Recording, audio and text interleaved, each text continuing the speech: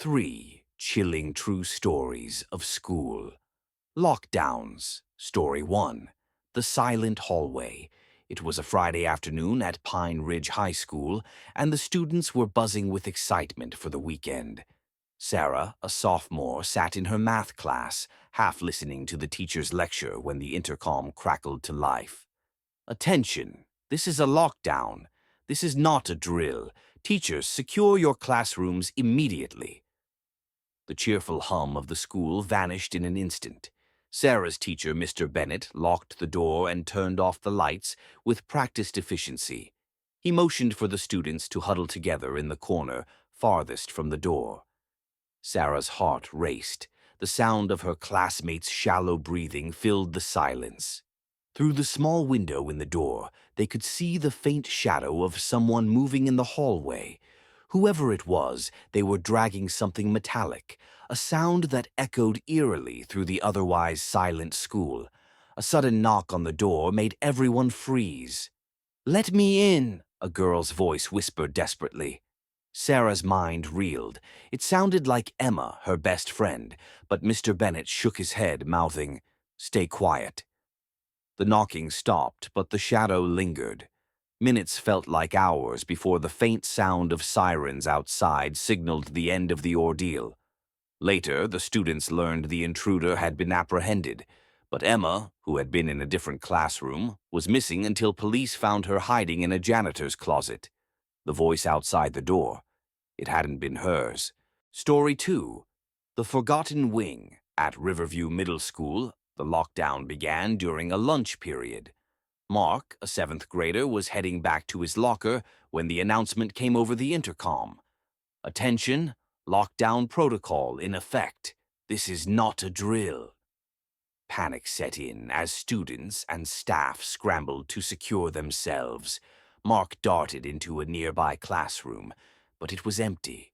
He had accidentally run into the old wing of the school, which had been closed off for renovations. The lights were dim, and the air smelled of dust and mildew. Mark locked the door and hid under a desk, clutching his phone. He texted his mom, but no reply came.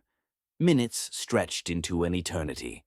Then he heard faint footsteps. They weren't hurried like a teacher or a police officer's would be. These steps were slow, deliberate, and unrelenting. Peering out from his hiding spot, Mark caught a glimpse of boots, muddy and heavy, moving through the corridor. The sound of a low whistle sent chills down his spine. The whistling drew closer and then stopped outside the classroom door. Mark held his breath, praying the person wouldn't enter. The handle jiggled. Mark's heart pounded so hard he thought it would give him away. But the door didn't open. Whoever it was moved on. Eventually, police officers found Mark and escorted him out, but no one could explain who had been in the old wing or why they'd been whistling. Story 3. The Vanishing Substitute.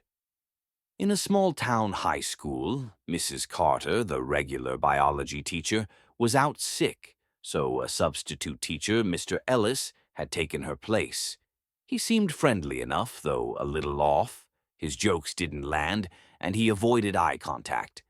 During the second period, the lockdown announcement came. Mr. Ellis calmly locked the door, turned off the lights, and instructed the students to sit against the wall. Everything seemed normal at first. Then one of the students, Lila, noticed something strange. Mr. Ellis wasn't with them.